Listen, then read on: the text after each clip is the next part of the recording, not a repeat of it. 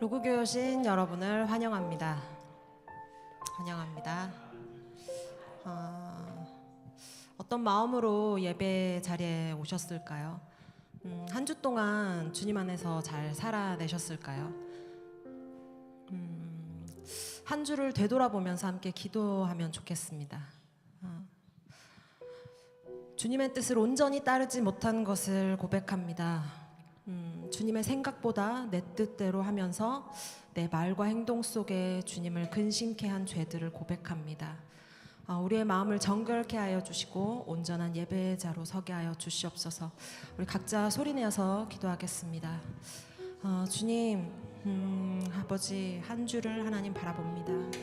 아버지, 이 한 주 동안에 내가 주님의 뜻을 온전히 따르지 못했던 것을 고백합니다. 아버지, 주님의 생각보다 내 뜻대로, 내 마음대로, 내 말과 행동과 그 모든 것들을 내가 주님을 근심케 한 그 모든 죄들을 생각나게 하시고 주님 회개하게 하여 주시옵소서. 주님, 예배하기 전에 주님 나를 정결한 예배자로, 하나님 주님 앞에 선 예배자로 바로 설 수 있도록 함께하여 주시옵소서. 주님, 내 마음에 정말 아버지 힘들었던 것들, 그 모든 것들을 주님 내려놓게 하여 주시옵소서. 주님, 내 마음이 온전히 주님께를 향하는 예배자가 되게 하여 주시옵소서. 주님, 주님이 함께 하시는 아버지 그 예배를 내가 드릴 수 있도록 온전히 함께하여 주시옵소서. 아버지, 한 주를 되돌아보면서 주님 앞에 기도합니다. 주님, 주님의 뜻대로 살아가지 못했던 것을 회개합니다. 내 뜻대로 살아왔던 것을 회개합니다. 아버지, 주님이 주인 되시는 그 삶을 살아내지 못했던 것을 주님 회개합니다. 아버지, 내 마음을 온전히 주님 앞에 나아가는 예배자로 하나님 삼아 주시옵소서. 주님, 내가 정말 아버지 주님 앞에 정말 바로 선 자로 하나님 예배자가 되게 하여 주시옵소서. 아버지, 온 마음이 주님께를 향하는 예배자가 되게 하여 주시옵소서. 주님 함께하여 주시옵소서. 주님 함께하여 주시옵소서. 주여,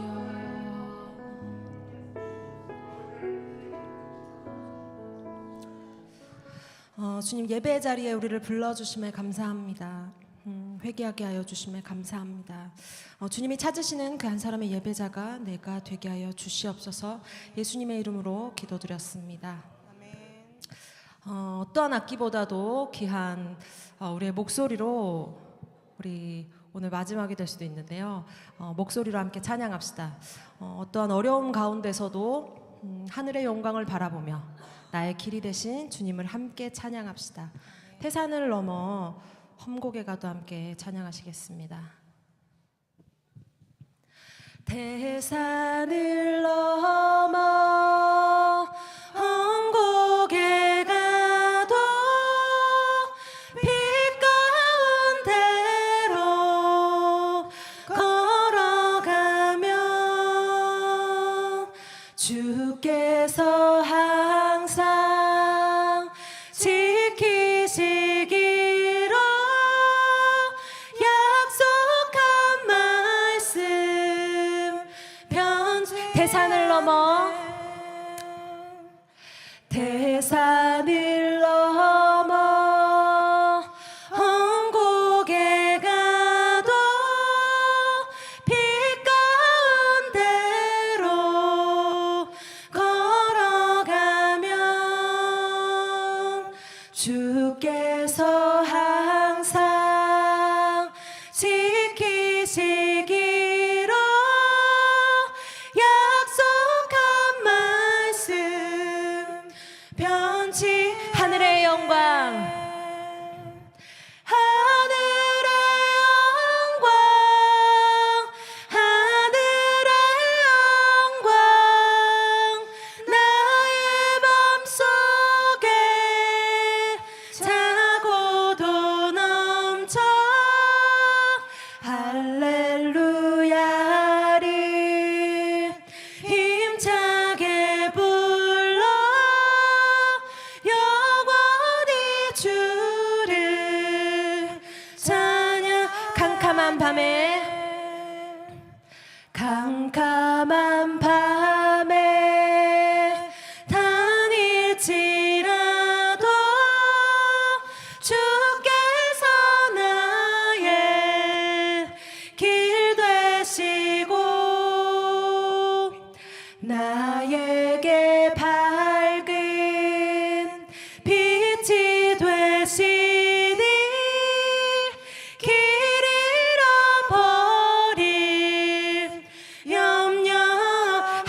영광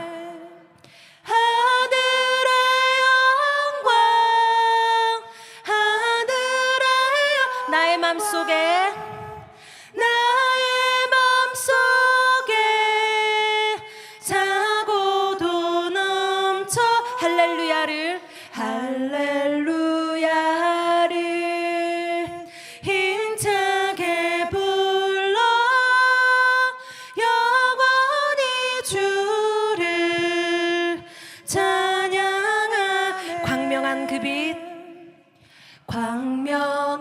그 빛 마음의 바다 명랑한 천국 바라보고 할렐루야를 힘차게 불러 날마다 빛에 걸어가리 하늘의 영광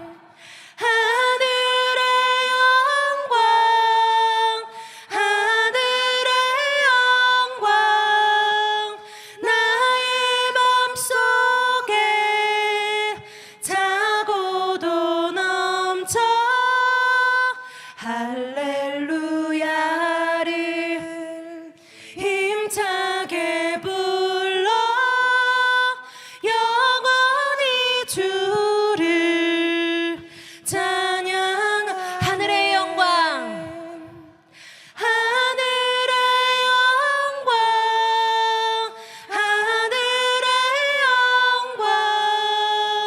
나의 맘속에 차고도 넘쳐 할렐루야를 힘차게 불러 영원히 주를 찬양하네. 지금까지 함께하신 하나님께서 계속해서 우리와 동행하십니다. 주와 같이 길 가는 거 함께 찬양하시겠습니다. 주와 같이 길 가는 거 즐거운 일 아닌가 우리 주님 걸어가신 발자취를 밟게 주와 같이 길 가는 거 즐거운 일 아닌가 우리 주님 걸어가신 발자취를 한 걸음 한 걸음 한 걸음 한 걸음 주 예수와 함께 날마다 우리 걸어 어린아이 같은 우리 미련하고 약하나 주의 손에 이끌리어 생명길로 가게 한 걸음 한 걸음 한 걸음 주 예수와 함께 날마다 우리가 한 걸음 한 걸음 한 걸음 한 걸음 주 예수와 함께 날마다 우리 걸어가 꽃이 피는 들판이나 험한 골짜기라도 주가 인도하는 대로 주와 같이 꽃이 피는 들판이나 꽃이 피는 들판이나 험한 골짜기라도 주가 인도하는 대로 주와 같이 가게 한 걸음 한 걸음 한 걸음 한 걸음 주 예수와 함께 날마다 우리 걸어가 한 걸음 한 걸음 한 걸음 한 걸음 주 예수와 함께 날마다 우리 걸어가리. 언제나 주님과 함께 걸어가는 우리가 되기를 소망합니다. 아멘. 나의 인생에 예수님을 안 것이 가장 큰 복입니다.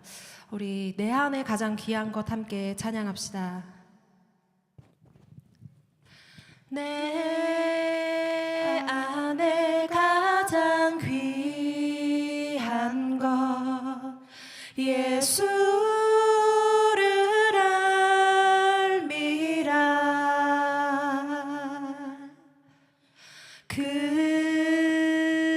금보다 더 귀한 것 예수를 알미라. 내 안에 가장 귀한 것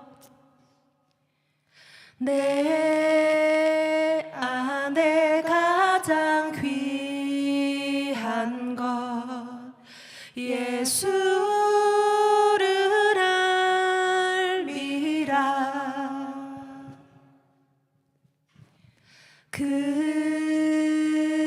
금은보다 더 귀한 것 예수를 알미라. 예수의 이름 예수의 이름 존귀한 그 이름 예수의 이름 능력의 그 이름 세상 지식보다 세상 지식보다 귀한 것 예수를 알미라. 내 안에 가장 귀한 것 예수를 알미라. 세상 지식보다 귀한 것 세상 지식보다 귀한 것 예수를 알미라. 내 안에 가장 귀한 것 예수를 알미라. 예수의 이름 예수의 이름 존귀한 그 이름 예수의 이름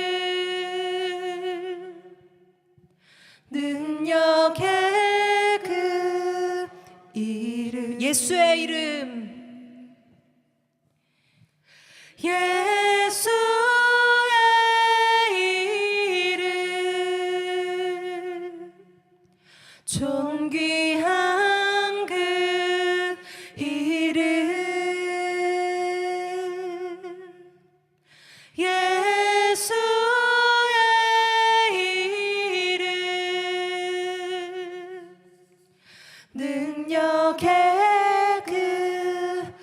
우리 처음부터 찬양합시다. 내 안에 가장 귀한 것. 내 안에 가장 귀한 것 예수를 알미라. 금은보다 더 귀한 것 예수를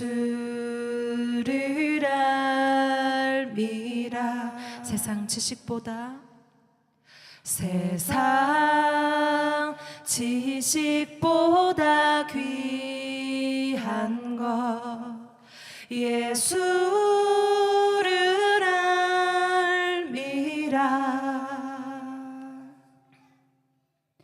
내 안에 가장 귀한 것 예수를 알미라. 예수의 이름, 예수의 이름 존귀한 그 이름 예수의 이름 능력의 그 이름. 우리 함께 기도합시다. 다른 무엇보다 주님을 아는 큰 복을 누리게 하심에 감사합니다. 어떠한 어려운 가운데에서도 주님만 의지하며 함께 동행하는 내가 되게 하여 주시옵소서. 그리스도인의 삶을 살아내는 내가 되기 원합니다. 말씀 전해주시는 황덕영 목사님을 위해서도 기도합니다. 성령님 함께하여 주시고 선포되어지는 말씀을 올바르게 듣고 깨닫는 우리가 되게 하여 주시옵소서. 우리 주여 한번 외치고 기도합니다. 주여! 주님, 하나님 이 자리에 우리를 불러주셔서 주님 감사합니다. 아버지, 다른 그 무엇보다 내가 주님을 아는 큰 복을 누리게 하심에 감사합니다. 하나님, 어떠한 어려운 가운데에서도 내가 주님만을 의지하며 나아가는 내가 되게 하여 주시옵소서. 하나님, 그리스도인의 삶을 내가 살아내는 아버지 참 예배자가 내가 되기를 원합니다. 아버지, 말씀 전하여 주시는 황동익 목사님을 위해서도 기도합니다. 아버지, 성령님 함께하여 주시고 하나님이 선포되어지는 말씀이 우리가 그 말씀을 올바르게 듣고 깨닫게 하여 주시옵소서. 주님, 아버지 예배 가운데 온전히 주님이 함께하시고 역사하시기를 하나님 우리가 기대합니다. 주님, 우리의 마음이 활짝 열리게 도와주시옵소서. 주님 함께하여 주시옵소서. 사랑의 하나님, 감사합니다. 또 한 주간 지나고 하나님의 은혜로 이 자리에 모였습니다. 우리의 삶을 되돌아보면서 이 자리에서 마음에 앙금이 있거나 불편한 것이 있었다면 이 자리에서 회개하게 하여 주시고 오직 하나님만 바라보고 하나님이 주시는 그 은혜 가운데 젖어들게 하여 주십시오. 다른 어떤 생각도 들지 않도록 하여 주시고 하나님이 해주시는 그 말씀 가운데 은혜 받아서 내가 변화되는 삶을 이어갈 수 있도록 하나님이 함께하여 주시고 오직 그분만 예배받아 주시옵소서. 감사합니다. 예수님의 이름으로 기도합니다. 아멘. 사도신경으로 우리의 신앙을 고백하겠습니다. 나는 전능하신 아버지 하나님 천지의 창조주를 믿습니다. 나는 그의 유일하신 아들 우리 주 예수 그리스도를 믿습니다. 그는 성령으로 잉태되어 동정녀 마리아에게서 나시고 본디오 빌라도에게 고난을 받아 십자가에 못 박혀 죽으시고 장사된 지 사흘 만에 죽은 자 가운데서 다시 살아나셨으며 하늘에 오르시어 전능하신 아버지 하나님 우편에 앉아 계시다가 거기로부터 살아있는 자와 죽은 자를 심판하러 오십니다. 나는 성령을 믿으며 거룩한 공교회와 성도의 교제와 죄를 용서받는 것과 몸의 부활과 영생을 믿습니다. 아멘. 네, 2025년 로고교회 표 이제 다 외우셨죠? 이게 다음에는 제가 더 짧게 할 건데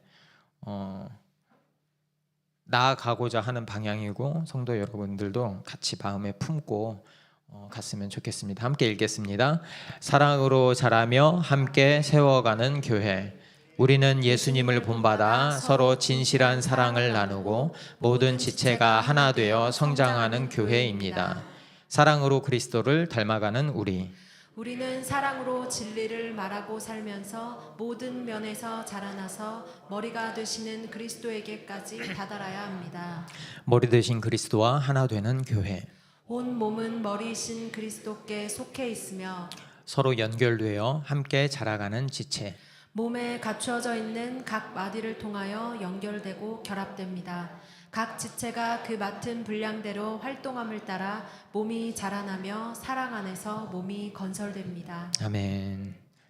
혹시 그 교육실 잘 들리세요? 교육실 잘 들리세요? 네네네.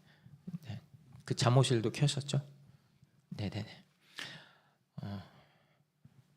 네, 오늘 보실 하나님의 말씀은 빌립보서 1장 12절에서 18절까지의 말씀입니다.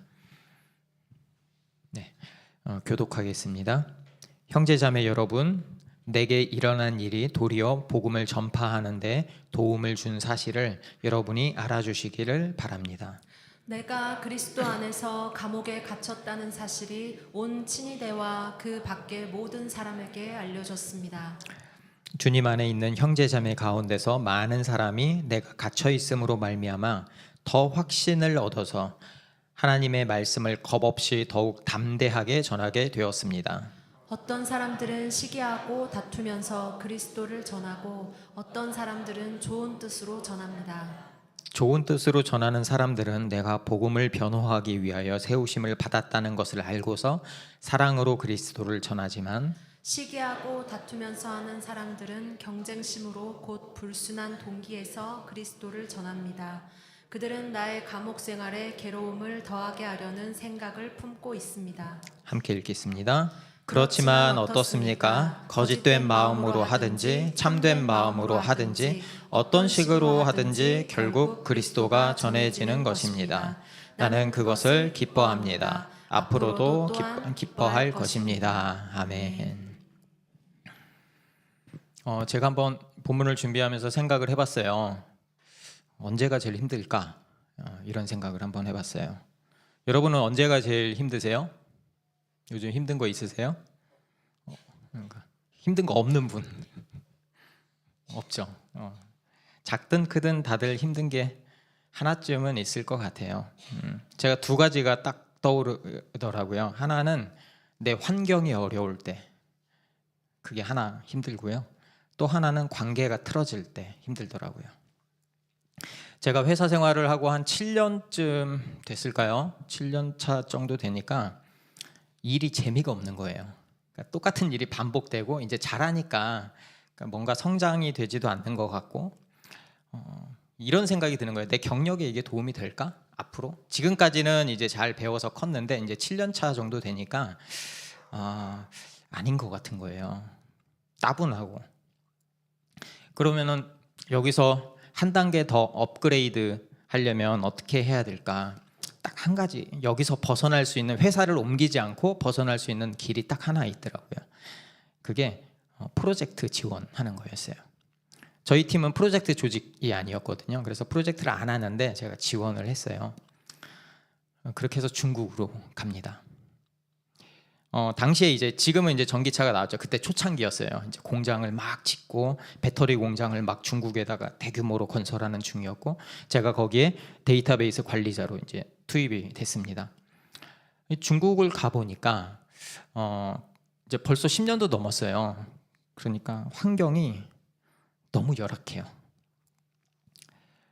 그런데 거기 있는 이제 매니저, 프로젝트 매니저라고 하죠. 프로젝트 매니저가 너무 깐깐한 거예요. 성격도 불같고 그런데 일도 잘해. 그러니까 뭐 어떻게 대꾸할 수가 없어요. 너무 탁월하게 잘하니까, 성격도 안 좋은데 탁월하게 잘하니까 뭐 어떻게 할 수가 없는 거예요. 그러니까 중국에까지 와가지고 이제 얼마 버티지 못하고 떨어져 나가는 사람들이 수두룩하게 많은 거예요. 못하겠다고 하고 돌아가고 잘려서 돌아가고. 공장까지 거리가 숙소에서 한 1시간 반 정도였어요. 그러니까 새벽 6시에 일어나서 밥을 먹고 차를 타고 이제 공장으로 쭉 출근을 하면은 이제 공장 입구에 이제 게이트를 통과하고 이제 신발 갈아 신는 데가 있어요. 거기서부터 힘들어요. 발꼬락내가 한국에서는 맡아보지 못한 그 꼬락내가 온 사방, 지금은 다를 거예요. 근데 그때 그 중국인들은 안 씻는 사람들이 많았어요. 그러니까 발에서 냄새가, 화장실은 뭐 말할 것도 없죠. 밥은 또 얼마나 맛이 없는지. 그래서 다들 그 중국 음식도 맛이 없었는데 중국 음식이 나오면 못 먹는 사람이 또 그렇게 많았어요. 그 향신료랑 이런 것 때문에. 그래서 다들 이게 한 몇 달 이상 이제 프로젝트 한 사람들은 똑같아요. 참치캔 이만큼, 김 이만큼, 고추장 이만큼 기본으로 싸가지고 다녀요. 그래서 그냥 밥만 받아가지고 비벼 먹는 거예요. 퇴근 시간은 기본 한 10시 정도였던 것 같아요. 그럼 퇴근하면 한 12시 됐겠죠. 근데 문제가 생기면, 문제가 종종 생겼거든요. 예, 이제 초창기 막 구축하니까. 그럼 뭐 12시 넘는 거 뭐 일도 아니었고요. 주말 뭐 없었죠.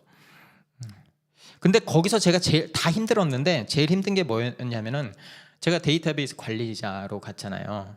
저 혼자였어요. 이전에 팀에서는 여럿이 있었는데 제가 혼자니까 제가 모든 걸 다 책임져야 하는 거예요. 엄청난 스트레스, 엄청난 부담이었습니다. 공장은 24시간 365일 돌아가야 돼요. 단 한 번이라도 멈추면 안 되거든요. 근데 문제가 생기니까, 초창기니까 문제가 생겨요. 공장 시스템이 딱 먹통이 되면 난리가 납니다. 왜 멈췄냐고, 뭐가 문제가 있냐고, 빨리 해결하라고, 무슨 수를 써서라도 반드시 해결하라고. 근데 저 혼자잖아요. 그러니까 그 혼자 그 모든 것을 내 손 안에 이게 해결이 돼야 해결이 되는 경우가 많이 있었어요. 그런 압박이 계속 되니까 이제 시간이 지나면서 머릿속에 그 생각이 모아지는 거예요. 딱 한 가지 생각으로. 집에 언제 가지? 분명히 제 처음의 마음은 그게 아니었는데 결심을 하고 갔는데 너무 힘드니까, 그게 이제 3년 넘게 되니까 몸도 안 좋지. 그러니까 마치 저녁을 기다리는 그 군인처럼 집에 가는 날짜, 어떻게 여기서 빠져나갈지 이 생각만 하게 되는 거예요. 여기서 얼마나 버텨야 하지? 지금 돌아가는 거 보니까 아직 멀었네. 그러니까 앞이 보이지 않는 곳을 제가 그냥 스스로 걸어온 거죠. 사람들이 지원을 안 하면 그 이유가 있는 거예요. 왜 그거 경력 되는지 모르겠어요. 다 아는데 안 가는 건 이유가 있는 거예요. 내가 무슨 부귀 영화를 누리겠다고 여기까지 와서 이런 고생을 사서 하나. 아휴, 순진한 놈 같으니라고. 한숨만 나오더라고, 한숨만. 그때 저는 제 결정을 후회했습니다. 그런 면에서 보면 이 바울의 행보를 보면 정말 놀라워요. 바울처럼 인생을 이렇게 다이나믹하게 산 사람이 또 있을까 싶은 거죠. 제가 보는 바울은 정말 남자 중에 남자이고 결단의 사나이입니다. 바울을 보면은 여러분 아시죠? 유대교의 차세대 리더였어요. 로마 시민권자였고요. 최고의 랍비였던 가말리알의 제자이기도 했습니다. 그러니까 어렸을 때부터 그 율법을 철저하게 배웠고, 그 확고한 믿음으로 당시의 이교도인 기독교인들을 잡으러 다닌 거예요. 얼마나 대단해요. 그런데 그런 그가 예수님을 만난 뒤에 인생이 뒤바뀐 거예요. 예수를 믿던 사람들을 감옥에 잡아 넣던 그가 이제는 예수 때문에 감옥에 갇히는 신세가 된 거죠. 바울의 인생의 면면을 살펴보면 정말 바울의 그 선택이 정말 맞나 싶은 거예요. 고생을 너무 많이 하니까. 예전에는 동료였고 떠받들어 주던 사람들이 이제는 배신자라고 낙인을 찍어버린 거예요. 그래서 쟤 죽여야 되겠다 결심을 하고 따라다니는 거예요. 바울에게는 꿈이 있었어요. 로마 땅에 가서 하나님의 말씀을 전해야 되겠다. 근데 그 꿈이 이루어졌어요. 바로 죄수의 신분으로. 꿈이 이루어졌는데 그 길이 감옥으로 향하는 길이었습니다. 여러분이 바울이라고 하면 어떨 것 같으세요?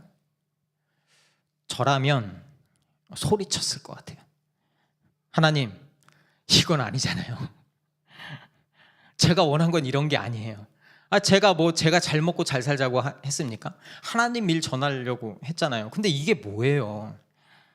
다 막혔잖아요. 내 계획 다 어그러졌잖아요. 최악이잖아요. 저 그랬을 것 같아요. 여러분은 어떨 것 같으세요? 여러분은 그 상황이라면. 저는요, 이 본문을 읽으면서 그리스도인으로 이 세상 가운데 살아간다는 게 어쩌면 바울의 그 삶과 닮아 있지 않나 이런 생각을 좀 해봤어요. 왜냐하면 로마의 감옥에 갇힌 바울처럼 우리도 어쩌면 이 세상이라는 거대한 감옥 안에서, 그 문화 안에서 살아가고 있는 건 아닐까?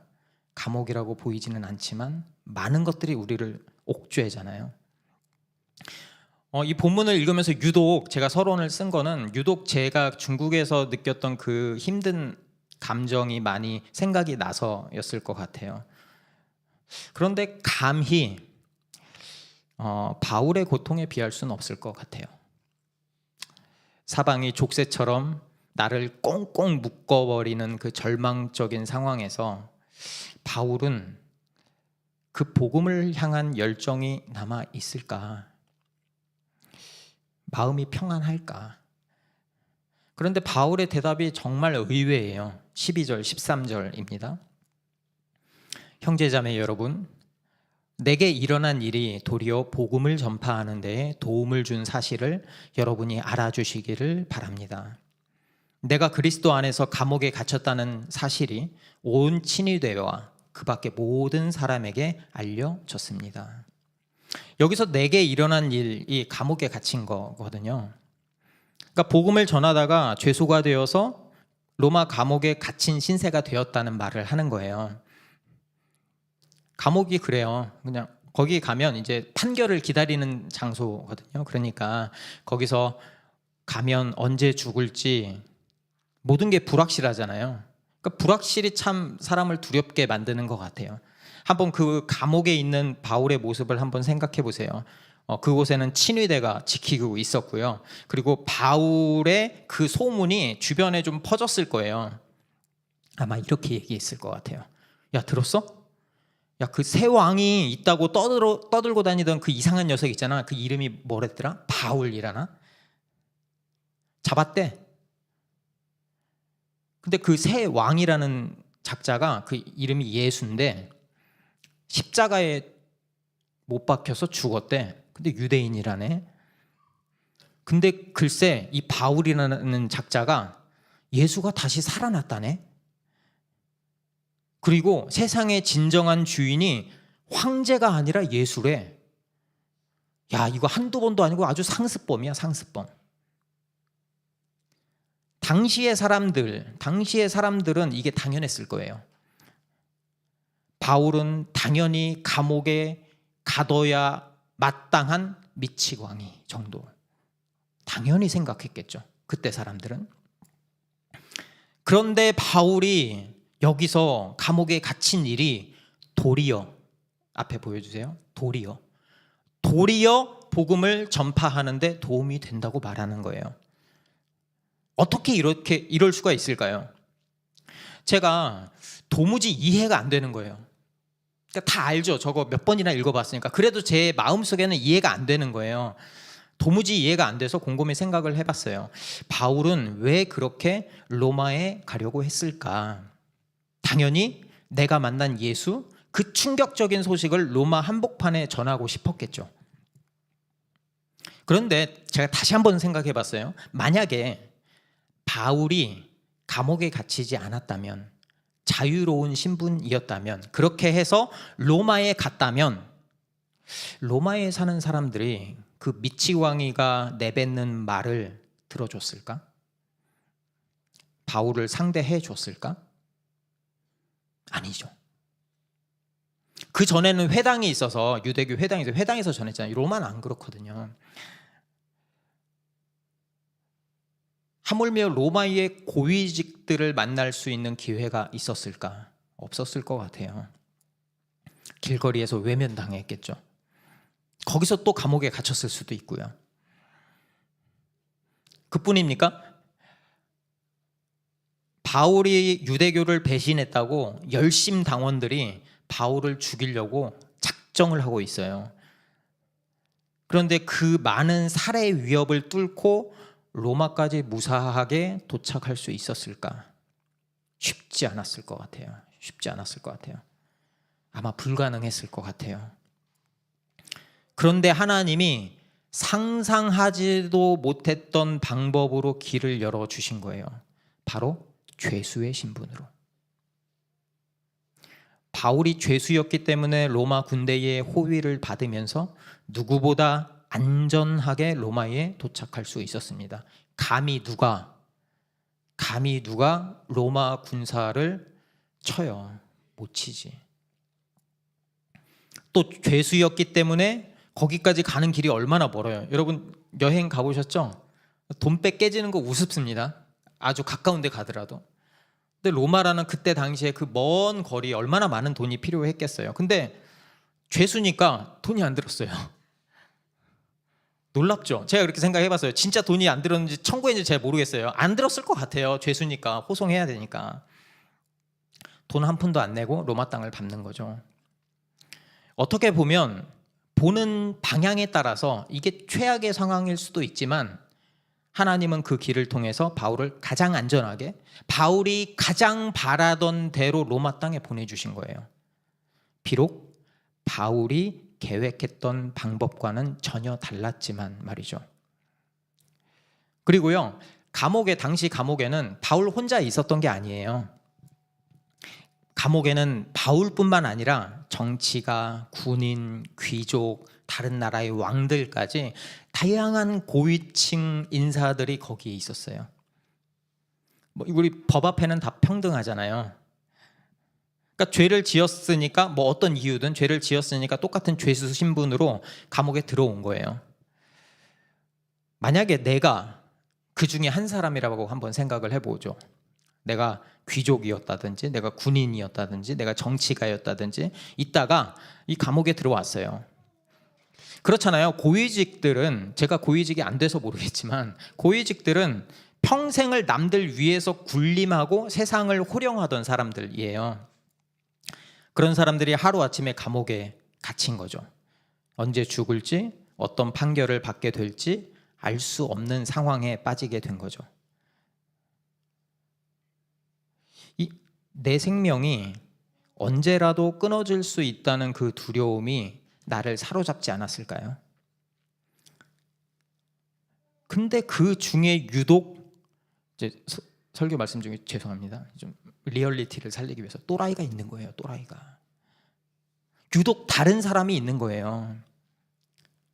모두가 두려움에 떨고 있는데 이상하게 평안해 보이는 유독 한 사람이 있는데 그게 바울인 거죠.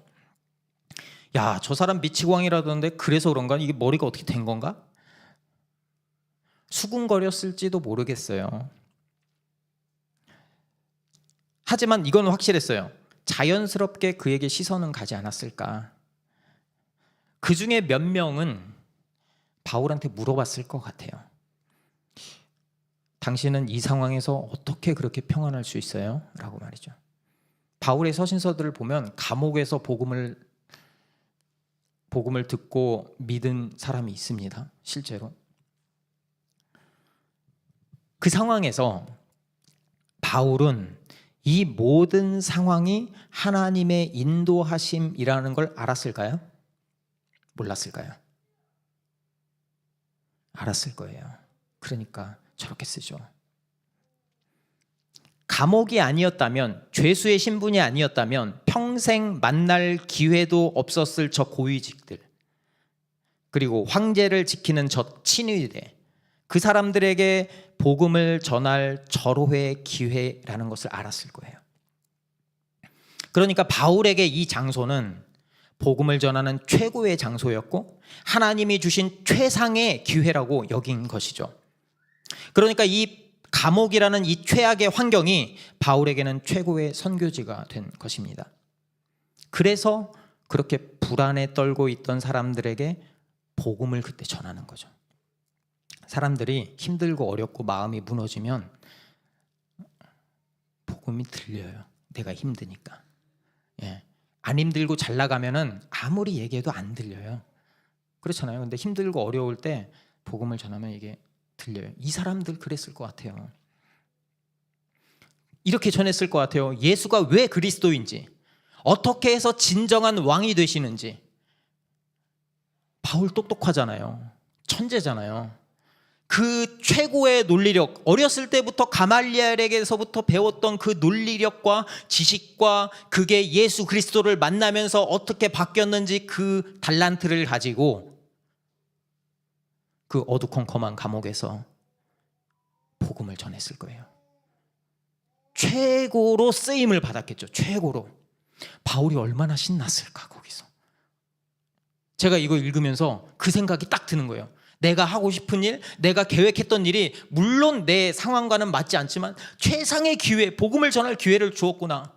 얼마나 기뻤을까? 얼마나 신났을까? 그런데요, 사실 저는요, 환경의 어려움보다 더 힘든 게 관계라고 생각합니다. 어떻게 보면 감옥이라는 환경보다 더 지독한 게 사람이라는 감옥이죠. 사람. 그래도 저도 이제 중년이니까 사회생활을 했잖아요.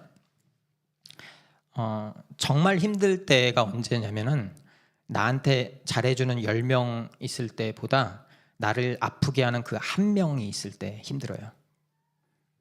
안 그래요? 여러분은 어떠세요? 10명이 나한테 잘해주는데 유독 한 명이 나를 끝까지 갈고. 여러분 어떨 것 같아요? 10명 있으니까 나는 행복해 하세요? 아니죠. 저만 그런 거 아니죠. 우리 인생에서 가장 힘든 것 중에 하나가 관계인 것 같아요. 그리고 그 한 사람 때문에 마음이 무너지는 거죠. 바울도 지금 상황을 보면 똑같았어요.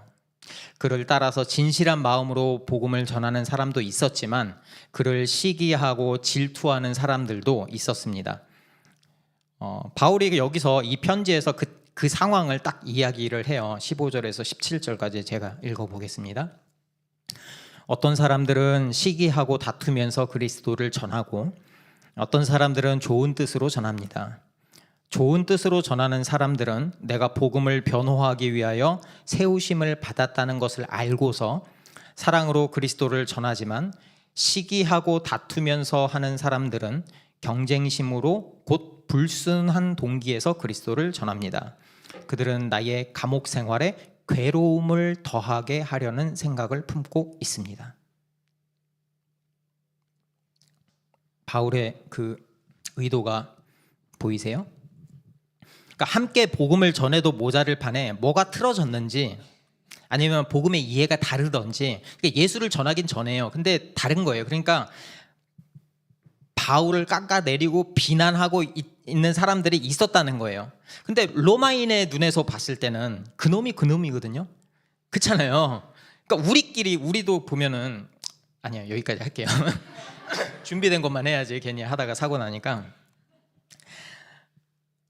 그러니까 로마인들의 눈에는 그게 그거였을 거예요. 십자가에서 못 박혀 죽은 자를 왕이라고 하는 사람들, 똑같은 부류잖아요. 뭐 굳이 그걸 거기서 나눠야 돼요? 그러니까 똑같은 미친 놈들, 이렇게 그냥. 요즘 설교 시간에 쌍스러운 용어가 많이 나오네요. 근데 이게 제일 적절한 단어 같았어요. 그런데 그 안에서조차 바울은 안 된다, 쟤만 없으면 돼, 이러고 바울을 공격하는 거예요. 여기 보면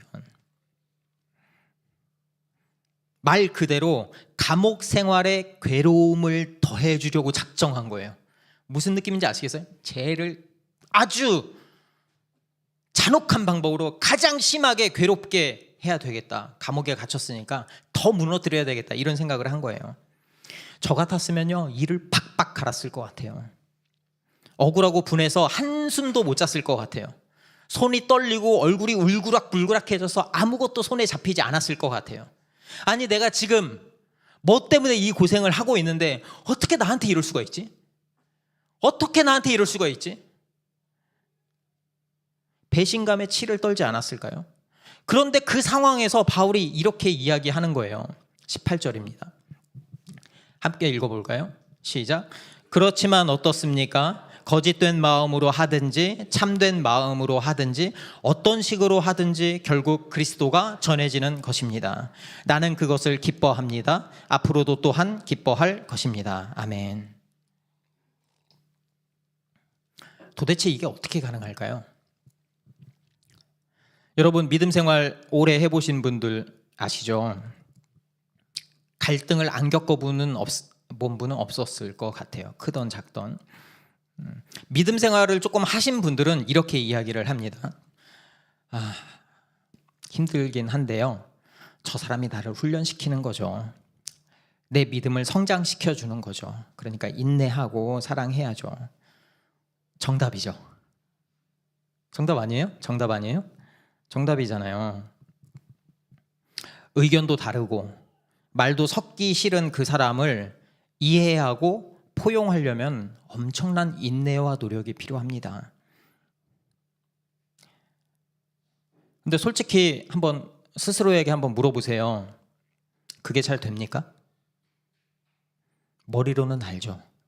사랑해야 한다. 그런데 마음이 안 따라주잖아요. 미워 죽겠는데, 얼굴도 보기 싫은데, 말도 섞기 싫은데 어떻게 그게 가능하냐고요. 결국에는 그냥 교회 안에서 꾹꾹 눌러 참는 거 아니에요? 기쁨이 아니고 그냥 버티는 거죠. 안 보고. 그러면 우리가 바울을 한번 돌아보자고요. 바울은 지금 보면 굉장히 특별한 사람이잖아요. 바울은 무슨 정말 특별한 사람, 그래서 강철 멘탈을 가져서 가능했을까요? 그렇지 않아요. 바울이 이렇게 말도 안 되는 기쁨에 이룰 수 있었던 진짜 이유는 우리보다 단순하게 기도를 더 많이 하고 더 많이 참았기 때문이 아닙니다. 바울이 깨달은 거예요. 깨달은 거. 내가 얼마나 예수님의 마음을 아프게 했던 사람인지, 내가 이전에 예수님을 알기 전에 예수 믿는 사람들을 죽이는데 앞장섰고 교회를 무너뜨리려고 했던 바로 그 사람이 나라는 걸. 그런데 그런 나를 위해서 예수님이 십자가에서 당신의 생명을 바치셨다는 그 사실을, 예수님의 그 생명 내어놓는 그 사랑이 있기에 지금의 나도 있다는 그 사실을, 그 사랑이 머리가 아니고 머리에서 가슴으로 내려온 거예요. 머리로만 사랑해야지가 아니고 진짜 그 사랑이 가슴으로 내려온 거예요. 그 십자가의 사랑 앞에 서니까 그때 진짜 믿어지는 거예요. 다른 사람의 비난에 아파하고 내 자존심에 상처를 받았다고 분노하던 그 옛날의 내 모습이 십자가에서 예수님과 함께 이미 죽었다라는 그 사실을 내가 알게 된 거예요. 그리고 이제는 내 안에 내가 사는 게 아니라 부활하신 주님이 함께 계시는구나, 그 사실을 알았던 거예요. 그리고 이렇게 힘든 상황 가운데서도, 관계의 어려움 가운데서도 주님이 나를 절대 떠나지 않으시고 언제나 나와 함께 하시는구나, 그 믿음이 머리로 알 뿐만 아니라 가슴으로 내려온 거예요. 그러니까 그렇게 순종할 수 있었던 거죠. 이게 바로 그리스도와의 연합입니다. 13절에 한번 읽어볼까요? 13절 함께 읽어보겠습니다. 시작. 내가 그리스도 안에서 감옥에 갇혔다는 사실이 온 친위대와 그 밖의 모든 사람들에게 알려졌습니다. 그러니까요, 바울의 이 서신서는 이 단어 하나하나에 굉장히 집중하면서 읽어야 되거든요. 이 말을 괜히 쓴 게 아니에요. 바울은 지금 말하고 있는 거예요. 내가 감옥에 갇힌 게 그냥 갇힌 게 아니고 그리스도 안에서 갇혔다고 말이죠. 이게 내 정체성이다. 내 정체성은 그리스도 안에 있는 자다라고 선포하는 거예요. 이 정체성이 바뀌니까 세상을 바라보는 눈이 바뀌게 되는 거예요. 가장 중요하게 여기던 그 가치가 달라지는 거죠. 정체성이 달라지니까, 마음이 달라지니까, 태도가 달라지니까. 이전에는 내가 중요했어요. 내 생각, 내 감정, 내 성공, 나의 어떠함이 중요했는데 이제는 그게 아닌 거예요. 예수님이 가장 중요한 거예요. 예수님이 가장 중요하게 여기셨던 단 한 가지, 한 생명을 살리는 일이 내 인생의 가장 중요한 목적으로 바뀐 거예요. 그러니까 바울이 여기서 기뻐한다라고 말할 때 이거는 단지 그냥 좋은 감정을 뜻하는 게 아니에요. 이 기쁨이 마치 깊은 샘물 같아서 환경이 아무리 메말라도 결코 마르지 않는 그 기쁨인 거죠. 왜냐하면 그 기쁨의 근원이 내가 아니라 내 안에 계신 그리스도이기 때문입니다. 복음이 전파되는 것, 한 생명이 살아나는 것, 이게 바로 그리스도의 기쁨이고 그분과 연합된 바울의 기쁨이었습니다. 여러분, 다시 한번 생각해 보세요. 만약에 바울이 이 기쁨을 몰랐다면, 우리처럼 똑같이 반응했다면, 그래서 자기를 욕하던 그 사람들을 미워하고 상종도 하지 않았다면 아마 감옥에 있던 사람들하고 다를 게 하나도 없었을 거예요. 그렇잖아요. 아무도 바울에 대해서 궁금해하지 않았을 거예요. 똑같은데 뭘 귀를 기울여요. 그냥 서로 모여서 앉아서 신세 한탄이나 하겠지. 근데 바울이 달랐어요. 바울이 확신을 가지고 복음을 전했습니다. 그리고 바울이 감옥에서 에베소서, 빌립보서, 골로새서, 빌레몬서라는 위대한 성경을 씁니다. 감옥이라는 그 환경 안에서. 그리고 그런 모습을 사람들이 보잖아요. 그렇죠? 알잖아요. 감옥에 갇혔다는 사실을. 그때 어떻게 변하는지 한번 보세요. 14절입니다. 함께 읽어보겠습니다. 시작. 주님 안에 있는 형제자매 가운데서 많은 사람이 내가 갇혀 있음으로 말미암아 더 확신을 얻어서 하나님의 말씀을 겁없이 더욱 담대하게 전하게 되었습니다. 아멘. 복음을 전하던 리더였죠. 감옥에 갇혔대요. 어떤 사람에게는 그게 큰 낙심이 될 수도 있었을 것 같아요. 내가 따르던 그 목회자 바울이 감옥에 갇혔다. 나 이제 어떻게 하지? 그런데 정반대의 일도 일어났어요. 복음을 위해서 고난받는 한 사람이 그리스도 안에서 굳건히 바로 서 있을 때 그 고난의 모습이 다른 사람들의 마음에 불을 붙이는 거예요. 그 모습을 보면서 낙담하는 게 아니라 더 큰 확신을 가지고 더 큰 열정을 가지고 복음을 전하게 되는 원동력이 되는 거죠. 더 큰 확신을 가지니까 겁도 없이 하나님의 말씀을 담대하게 전하게 되는 거예요. 그게 무엇 때문에 가능했죠? 그리스도 안에서 올바르게 서 있는 그 한 사람 때문에.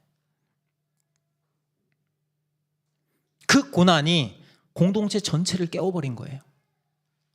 그래서 바울이 마지막에 이렇게 선언하는 거예요. 나는 기뻐하고 또한 기뻐할 것입니다. 여기서 기뻐한다라는 게 지금 현재형이잖아요. 그런데 앞으로도 기뻐할 것입니다 라고 미래형으로 말한 이유가 있어요. 이 기쁨이 상황이 좋아지면 생겼다가 나빠지면 사라지는 그런 일시적인 감정이 아니라는 거예요. 그리스도와 연합이 끊어지지 않는 한 이 기쁨도 결코 끊어지지 않을 것이라는 강력한 믿음의 선포입니다. 제가 이 본문을 준비하면서 그 주석을 여러 개 보고 있어요. 그 중에 하나가 고난 중에도 기뻐하라라는 그 책을 보고 있거든요. 여기서 예시가 하나 있길래 제가 이걸 발췌했어요. 한번 읽어드릴게요. 로마 제국 시대에 군인들이 기독교인을 40명 붙잡았대요. 그래서 붙잡아다 놓고 이렇게 말했대요. 예수를 거부하면 살려주고 거부하지 않으면 죽일 것이다. 추운 겨울날이었거든요. 그 얼어붙은 호수 한가운데다가 얼음을 깨고 거기다 이제 구멍을 만들어 가지고 예수를 거부하는 사람은 저기 속에 들어가 죽일 것이다, 이렇게 얘기를 한 거예요. 이제 40명이잖아요. 이제 첫 번째 사람이 이렇게 말하는 거예요. 나는 나를 위해 십자가에 못 박히시고 내 죄를 용서하신 예수님을 거부할 수 없습니다. 나는 차라리 죽음을 선택하겠습니다. 그러고는 텀벙텀벙 그 차가운 호수 안으로 걸어 들어가는 거예요. 군인들이 그거 보니까 기가 차는 거예요. 깔깔대면서 웃으면서 야, 참 못났다. 간단한 건데 그냥 거부하면 되잖아, 말로만. 근데 목숨을 버리나? 목숨이 얼마나 귀한데. 그 다음 차례 너 어떻게 할 거야? 두 번째 사람도 펑펑 울면서 들어갑니다. 나를 구원해 주신 그리스도를 거부할 수 없습니다. 세 번째, 네 번째, 다섯 번째, 그렇게 39번째 사람까지 모두 그렇게 호수로 들어갔대요. 마지막 40번째 사람, 그 사람이 군인들 앞에 무릎을 탁 꿇더니 부들부들 떨면서 말하는 거예요. 제발 살려주세요. 저 이제 예수님 안 믿을게요. 제발 저 좀 살려주세요. 그런데 바로 그 순간에 그 군인들을 지휘하던 가장 높은 지휘관이 갑자기 이렇게 얘기하는 거예요. 그래? 그럼 내가 들어갈게. 이 지도자는 앞에서 1명부터 39명까지 예수를 믿는 사람들이 죽음을 두려워하지 않고 한 사람씩 한 사람씩 죽음의 자리로 걸어 들어가는 것을 보면서 깨달은 거예요. 이들이 믿고 있는 예수가 진짜구나. 거기서 그 모습을 보고 믿음이 생긴 거예요. 그러니까 나도 내 생명보다 예수를 믿는 게 더 중요하구나 라는 가치의 변혁이 일어난 거예요. 그래서 그 지도자가 40번째 순교자가 되어서 그 얼음 속에 들어갔다고 합니다. 도대체 어떤 확신이 있길래 죽음 앞에서 저럴 수 있을까요? 그리고 바울의 이 확신이 오늘 본문 속에 이 바울의 모습을 보고 다른 성도들이 오히려 용기를 얻었던 이유입니다. 여러분, 부활하신 예수님을 진짜로 만난 사람은 그 확신을 갖게 됩니다. 예수님의 그 십자가 순종은 한 사람을 바꾸는 데서 끝나지 않습니다. 예수님이 참된 그리스도이시다라는 그 확신, 그 믿음, 그 확신을 가진 한 사람을 통해서 공동체가 살아나게 됩니다. 여러분, 의심 많던 도마를 보세요. 안 믿었죠? 이게 자국 보기 전까지는 안 믿는다고 그랬잖아요. 근데 부활하신 예수님을 만난 다음에 저 멀리 인도까지 가서 복음을 전하게 됩니다. 야고보는요, 예수님 형제거든요. 예수님 안 믿었어요. 근데 부활하신 예수님을 만나고 예루살렘 교회의 기둥이 되고 끝내 순교합니다. 그리고 우리가 잘 아는 예수님을 3번 부인한 수제자 베드로는요, 겁쟁이였잖아요. 도망갔잖아요. 그런데 부활하신 예수님을 만나는 순간 확신을 가지고 겁도 없이 담대하게 하나님의 말씀을 전하니까 그 설교 한 편에 3,000명이 회심했다는 기록이 있습니다. 여러분 보세요. 한 사람이 바로 설 때 공동체가 서게 됩니다. 여러분, 부활하신 주님을 만난 사람은 더 이상 옛사람으로 살지 않습니다. 바울이 감옥에서도 담대하게 복음을 전하니까 그 열정이 다른 사람한테 번져나갔던 것처럼 말이죠. 이 부활의 능력은 그 시대를 넘어서 지금 우리한테도 똑같이 묻고 있어요. 여러분은 어떻게 살 겁니까? 이 질문 앞에 스스로에게 한번 물어보세요. 내게 정말 복음이 가장 소중합니까?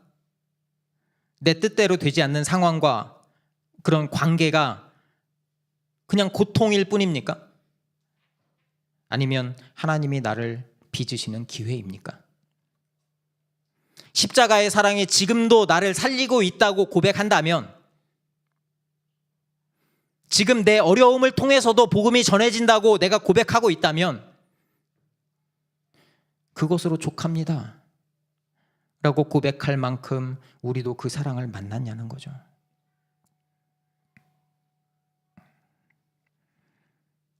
그럼에도 불구하고 우리가 이 수많은 질문들, 내가 할 수 없을 것 같은 질문 앞에서도 절망하지 않는 이유가 바로 주님께서 그 길을 먼저 걸어가셨기 때문이에요.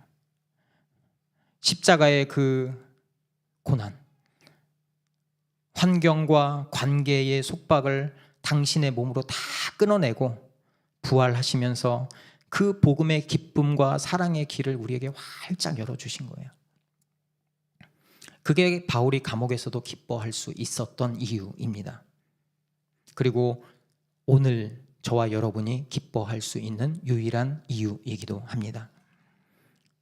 주님이 우리와 함께 하시기에 더 이상 환경과 사람 때문에 우는 사람이 아니라 복음의 전파됨을 보면서 기뻐하는 자로 살아가는 힘을 얻는 것, 그게 믿는 자예요. 우리가 누굽니까? 우리는 더 이상 사람의 인정에, 나의 그 어떠함에 목숨을 거는 사람이 아니라 예수 그리스도의 핏값으로 사신 그분의 교회입니다. 그분과 연합해서 그분의 심정을 품고 살아가는 사람입니다. 제가 지난주에 심정 말씀드렸죠. 장이 끊어질 듯한 그 안타까움을 가지고 상대를 바라보는 것. 그 마음이 있는데 상대방의 어떠함, 환경의 어떠함이 눈에 들어올까요? 안 들어와요. 그렇게 사랑하면. 우리 교회 막내 지금 아빠 지금 눈치를 보니까 지금 아기밖에 없어요. 지금 설교 귀에 들어오는지 모르겠어. 그런 거예요. 그런 거. 어디까지 했는지 까먹었어요. 가장 소중한 것을 가장 소중하게 여길 수 있는 사람. 세상의 소리가 아니라 복음의 전파 앞에서만 울고 웃을 줄 아는 사람, 그 한 사람. 그 한 사람이 내가 되기를 바랍니다. 그 한 사람을 통해서 우리 교회가 세워지기를 원합니다. 그래서 그 한 사람 한 사람이 서서 가정이 세워지고 일터가 세워지기를 바랍니다. 여러분, 여기는 베이스 캠프예요. 사랑하는 훈련하고, 갈등을 회복하는 훈련하고, 내어주는 훈련하고, 참는 훈련하고, 여기가 베이스 캠프예요. 그거 가지고 여기서 실제로 사랑해보고, 여기서 실제로 희생해보고, 여기서 실제로 마음껏 복음을 전하면서 그거가 있어야 가정에서, 일터에서 살아갈 수 있어요. 담대하게 겁 없이 살아갈 수 있습니다. 여기서 훈련하세요. 내가 힘들고 어려운 점이 있으면 이야기를 하면서 함께 기도하면서 나의 연약함을 내놓고 함께 기도하고 뜨겁게 부르짖고 결단하면서 나아가세요. 그게 바로 교회입니다. 그게 바로 바울이 기뻐했던 유일한 이유이고요. 우리가 기뻐할 수 있는 유일한 이유가 될 것입니다. 함께 찬양하면서 기도의 자리로 나아가겠습니다.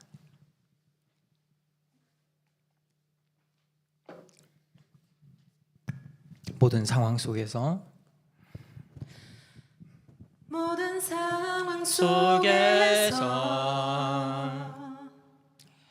주를 찬양할지라. 주는 너의 큰 상급, 큰 도움이시라. 모든 상황 속에서 주를 찬양할지라. 주를 찬양할지라. 주는 너의 큰 상급, 주는 너의 큰 상급, 큰 도움이시라.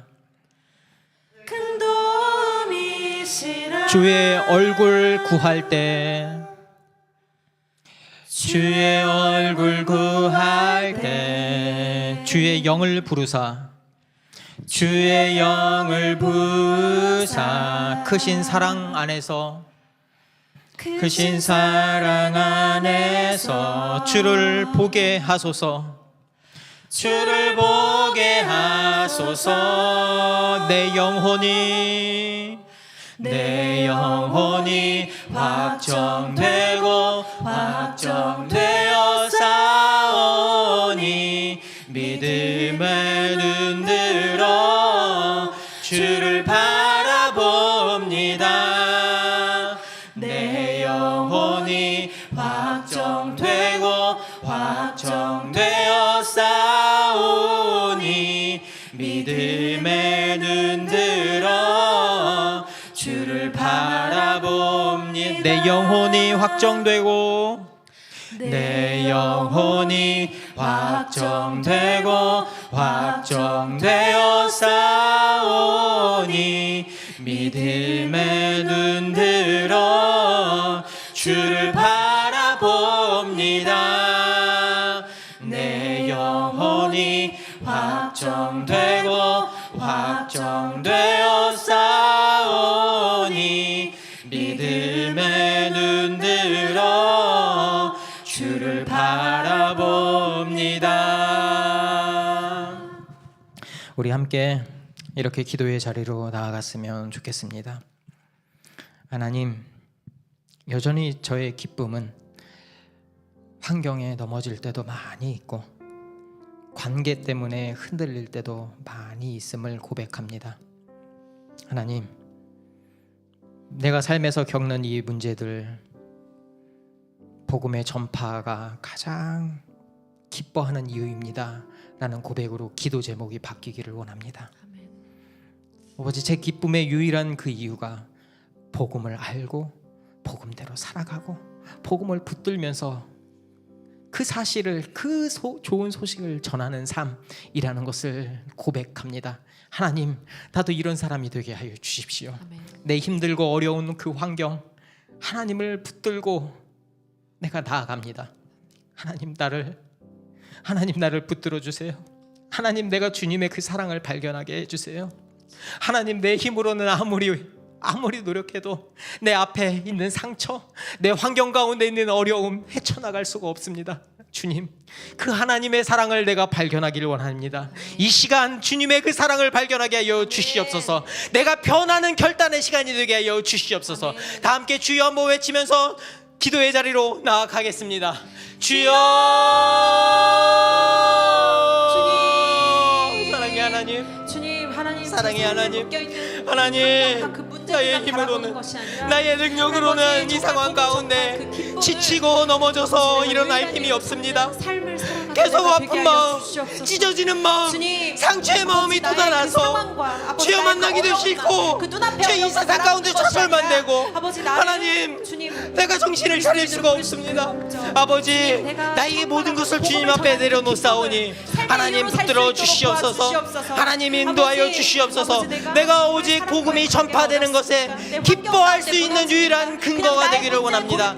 하나님, 내가 복음에 흠뻑 젖어들게 하여 주시고 예수님의 사랑을 발견하게 하여 주셔서 주여 그 사랑 안에서 정말 복음을 붙들고 담대하게 하나님 말씀을 전하면서 살아가기를 원합니다. 아버지, 내가 변해야 됩니다. 내가 그 사랑 안에 변해야 됩니다. 하나님, 예수님의 그 사랑이 있기에 내가 새로운 정체성을 부여받았기에 나의 옛 본성을 십자가에 못 박아 버렸기에 나도 이제 예수님처럼 살아갈 수 있습니다. 내가 예수님을 본받아 살아갈 수 있습니다. 그 사랑을 깨닫게 하여 주시옵소서. 그 사랑 가운데 젖어들게 하여 주시옵소서. 내가 이 시간 결단하면서 나아가게 하여 주시옵소서. 아버지,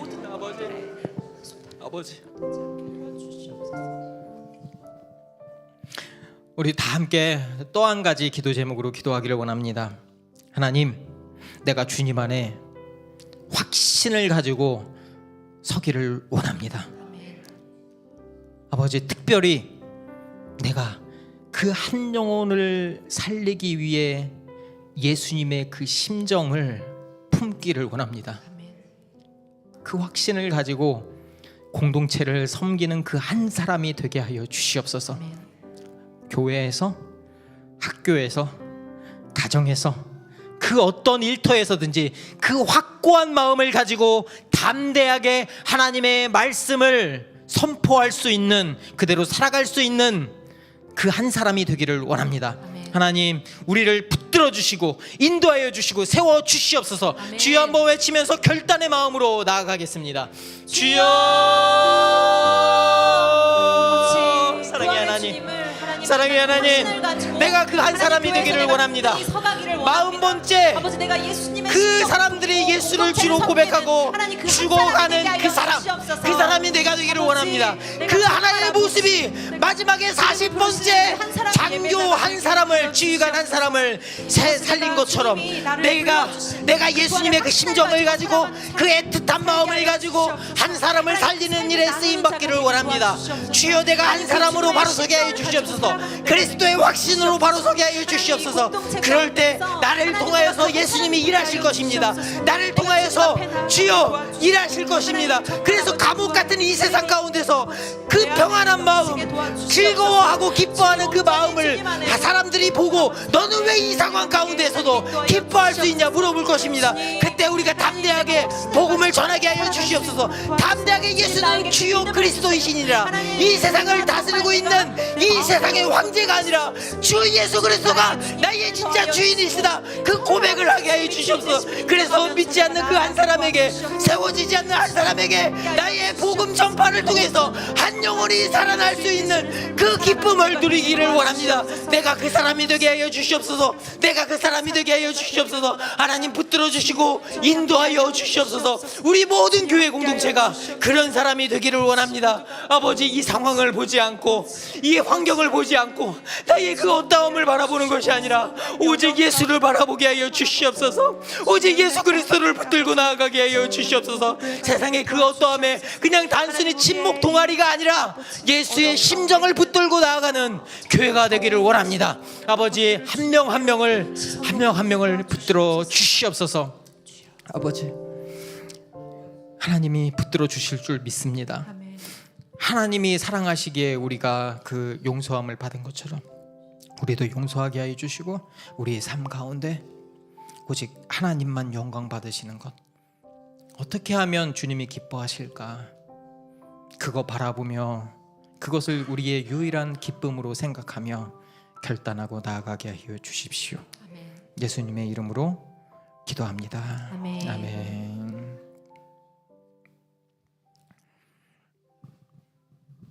지금부터 성찬식을 진행하겠습니다. 앞으로 다 이제 아시죠?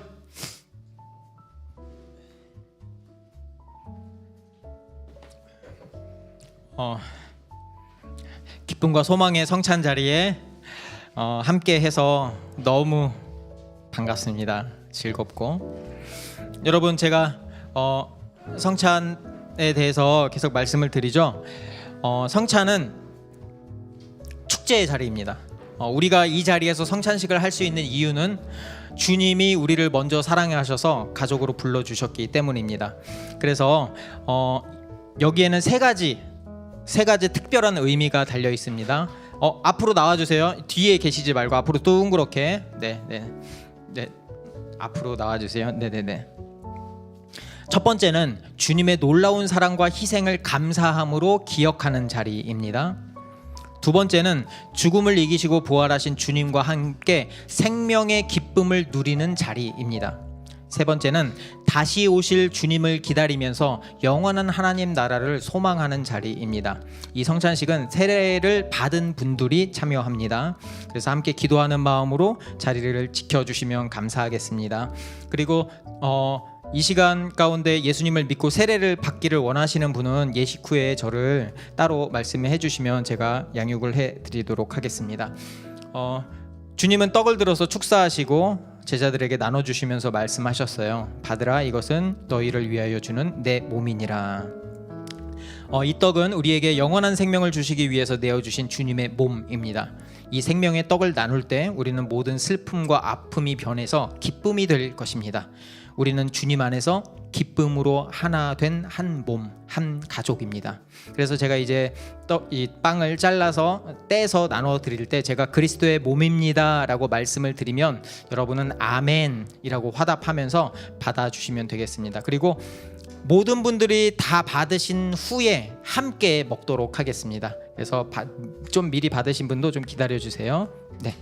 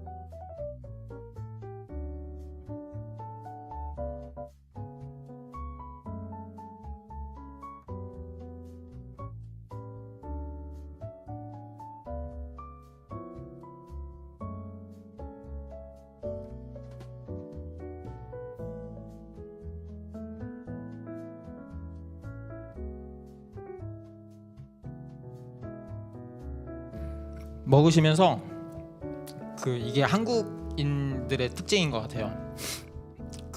초점 없이 앞에 멍하게 응시하지 마시고요.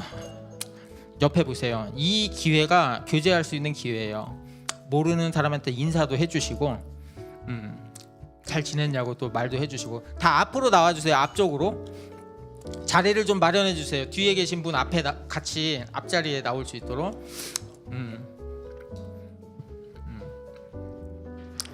저희 교회 1년 이상 다니신 분들은 절대 멀뚱멀뚱 계시면 안 됩니다.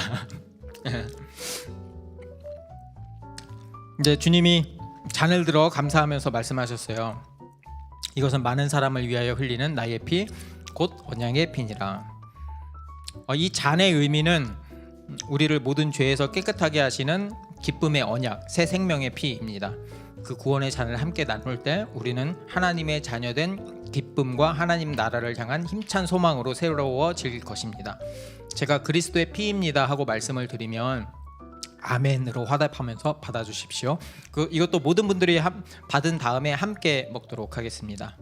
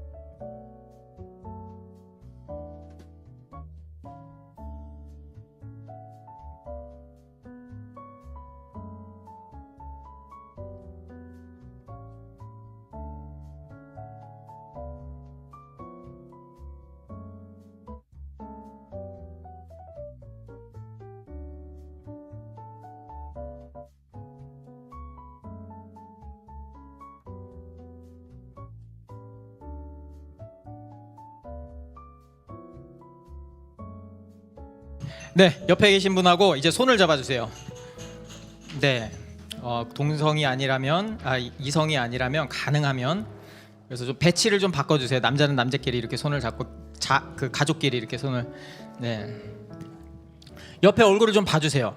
그래서 안녕하세요 한번 인사해 주세요. 옆에 예 얼굴 그래서 서로 얼굴을 특히 남자분들 얼굴을 처음 보는 분들 얼굴 마주쳐서 눈을 보면서 이야기를 해주세요. 네. 그 옆에 저기 새로 오신 분한테도 왜 이렇게 부끄러워해요? 네, 인사해 주세요. 인사. 네.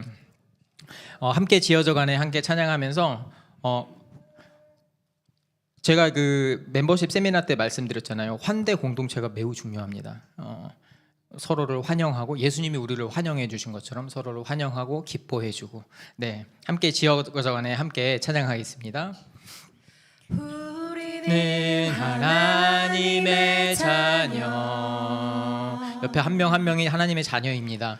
주 사랑 안에 우리 거할 때 주님 나를 사랑하신 것 같이 우리도 서로 사랑할 수 있네. 우리는 주의 몸된 교회. 우리는 주의 몸된 교회. 모든 지체가 하나 될 때 예수님의 마음을 닮아가며 고통과 즐거움 함께 나누네. 옆에 보시면서 찬양하겠습니다. 하나님 안에서 왼쪽 한번 보시고 오른쪽 한번 보시고 우리가 이어져 있습니다. 주가 거하실 성전이 되네. 모퉁이 돌 대신 예수와 하나 되게 하신 성령 안에 함께 지어져가. 하나님 안에서 우리 서로 이어져. 하나님 안에서 우리 서로 이어져 주가 거하실 성전이 되네. 모퉁이 돌 대신 예수와 하나 되게 하신 성령 안에 함께 지어져 가네. 우리 함께 손 놓지 마세요. 네. 함께 우리 하나님 안에서 서로 이어진 우리 공동체를 위해서 한 마음으로 함께 소리 내서 기도했으면 좋겠습니다. 내 옆에 이렇게 손잡고 있는 분이 하나님이 이어주신 가족입니다.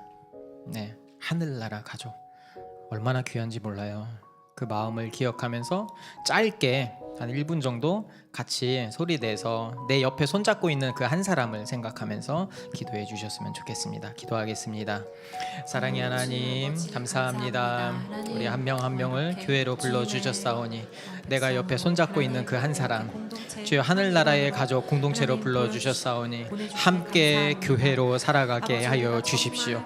함께 웃으면서 함께 울면서 하나님의 모습을 바라보면서 살아가기를 원합니다. 주님 인도하여 주시옵소서. 하나님의 그 사랑 가운데 젖어들게 하여 주시옵소서. 아버지 이 한 명 한 명이 우리 로그 교회로서 살아가기를 원합니다. 이 지체와 함께 걸어갈 것이오니 하나님 나에게도 은혜를 베풀어 주시고 내 옆에 있는 손잡고 있는 이 지체에게도 하나님의 그 사랑을 넘치게 부어 주시옵소서.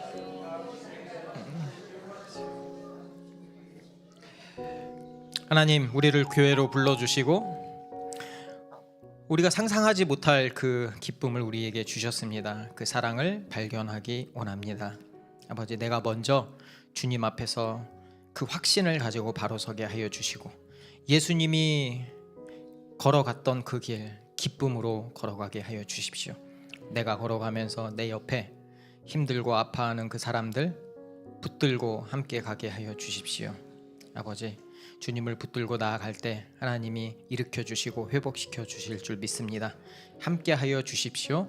이제는 우리를 구원하신 예수 그리스도의 은혜와 하나님의 무한하신 사랑하심과 성령님의 인도하심과 교통하심이 이 자리에 있는 모든 성도님들 위해, 때로는 어떤 사정과 이유 때문에 나오지 못한 그 성도님들의 머리 위에 지금으로부터 영원토록 함께 있을지어다. 아멘. 아버지, 영광의 박수를 올려드리겠습니다.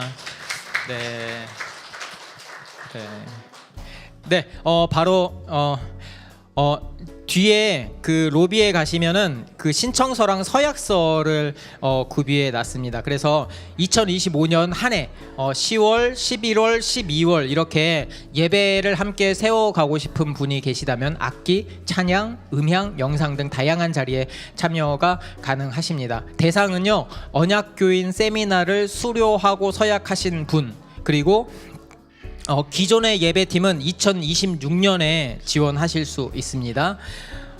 전교인 가을 명랑 운동회가 10월 12일 주일에 1시 반부터 17시까지 있습니다. 혹시 못 간다고 체크했거나 아니면 체크 못 하셨는데 가고 싶은 분이 있으면 언제든지 말씀해 주세요. 은지초등학교에서 합니다. 언약교인 세미나 보강을 안내해 드립니다. 그 10월 중순에 제가 따로 공지를 해서 하도록 하겠습니다. 또 넘겨주세요. 네네네. 제가 오늘 식사하고 저는 바로 남양주에 있는 리빙 처치에 가서 설교 말씀을 전하게 됩니다. 그래서 여러분들이 이렇게 즐겁게 셀 모임 해주시고요. 온세대 통합 예배 다음 주 이거 중요해요. 다음 주 온세대 통합 예배 추석 연휴 관계로 식사를 하지 않습니다. 그래서 오전에 예배를 딱 드리고 이렇게 집에 돌아가셔서 이제 평안함을 추석을 누릴 수 있는 시간이 됐으면 좋겠습니다. 감사합니다. 함께 식사하면서 교제하겠습니다. 감사합니다.